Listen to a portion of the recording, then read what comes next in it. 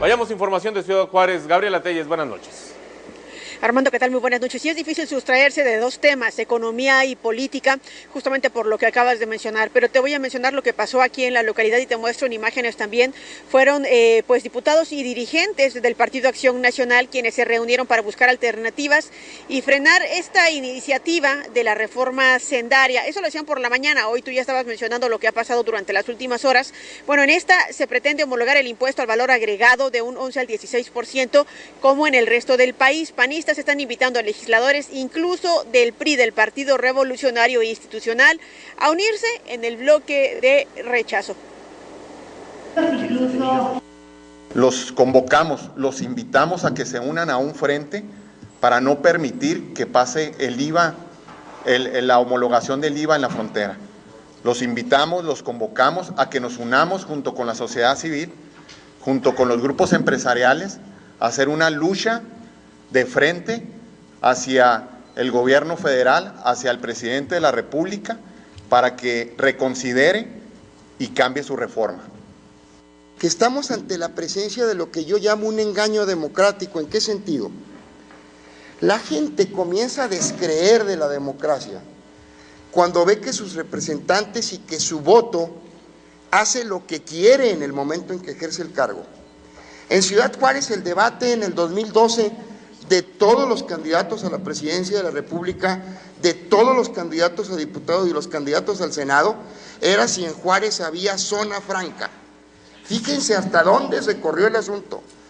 Discutíamos la viabilidad de establecer una zona franca en Ciudad Juárez y hemos caído en el retroceso de la homologación del IVA en la zona fronteriza del 11 al 16, que además hay que señalarlo también, no es un privilegio, es una diferenciación que tiene que ver con determinantes geográficas que establecen otro tipo de competencia.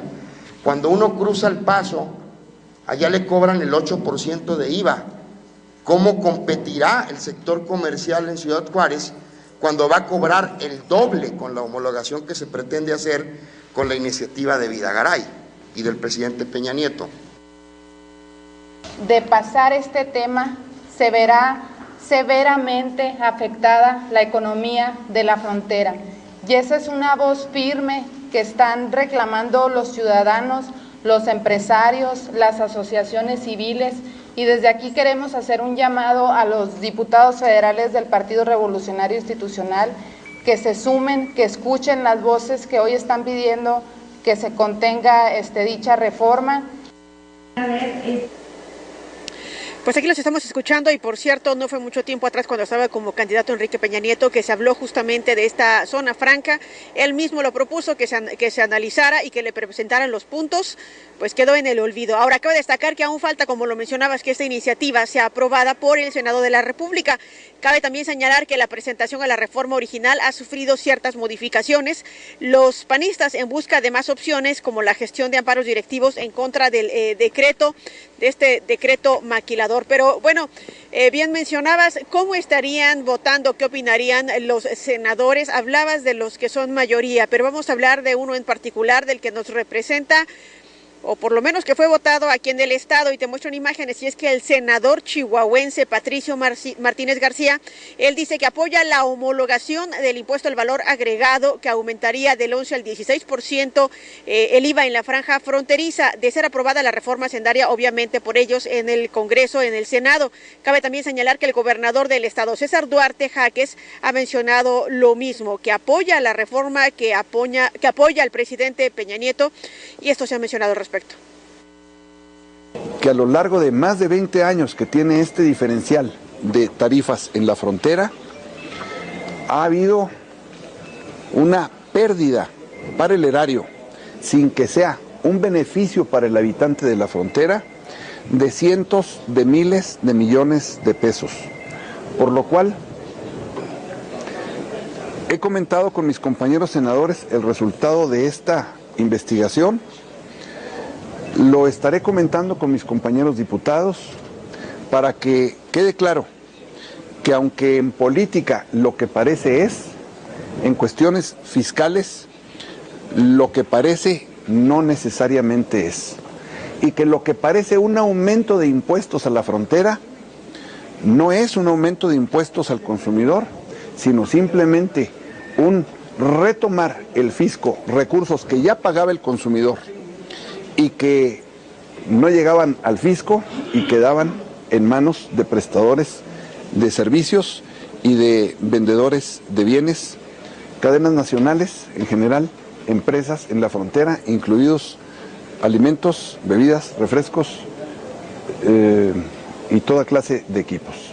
Es esto pues una nota que me parece viene a dar un cariz diferente a un aspecto de la reforma hacendaria que es altamente cuestionado, inclusive con el comentario de algunos organismos fronterizos de que se va a provocar desempleo, de que se va a perder competitividad, y esto de ninguna manera va a ocurrir. El artículo que está en los catálogos nacionales a un precio seguirá al mismo precio. Lo único es que de los 100 pesos, los 11 pesos que se iban al impuesto pagado, recabado por el vendedor, ahora enterará 16 pesos, como debiera haber sido desde hace muchos años, porque el espíritu de esta reforma fue para el consumidor, el cual nunca lo recibió. Y pues así opina el chihuahuense Patricio Martínez García con respecto a esta situación, y ya sabemos obviamente en ese sentido cómo va a votar en el Senado. Pero ¿qué se está preparando aquí en Ciudad Juárez ante las afectaciones que la reforma hacendaria traerá para la franja fronteriza? Según la información de expertos, el titular de la Cámara Nacional de Comercio, la Canaco, Carlos Escobar, hace un llamado a los agremiados, al sector y también a la población, a todos en general, a unirse para crear un bloque de rechazo contra esta reforma, y lo dijo de la siguiente manera. Los impactos económicos de afectaciones que tendría la iniciativa de reforma del gobierno federal en caso de que pasara tal y como viene, las afectaciones, como se han mencionado en muchos foros, es bastante, que afectaría totalmente los bolsillos de la clase trabajadora, clase media y media baja, y es por eso este llamado a toda la comunidad a que venga, escuche y se sume a nosotros, con nosotros, que es la única forma que podemos llegar a un lado, estar unidos.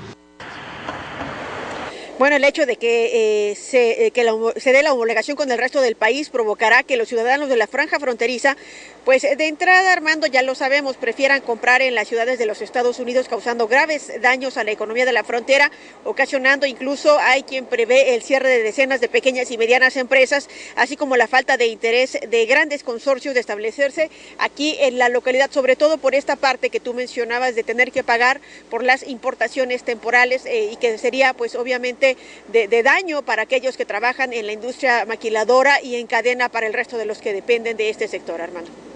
Queda claro que hay dos visiones totalmente opuestas, la de los legisladores priistas y la de los empresarios que han insistido una y otra vez que hará mucho daño esta reforma. Decimos, insistimos y aseguramos, la última carta está por verse, habrá que ver qué pasa en el Senado de la República, si logran convencer a los suficientes senadores para hacer la modificación, regresarla a la Cámara de Diputados, y la Cámara de Diputados a la vez tendría que hacer alguna modificación porque los tiempos se agotan para que sea aprobada la reforma hacendaria. Gracias, Gabriela, por tu reporte. Armando, muy buenas noches, seguimos trabajando.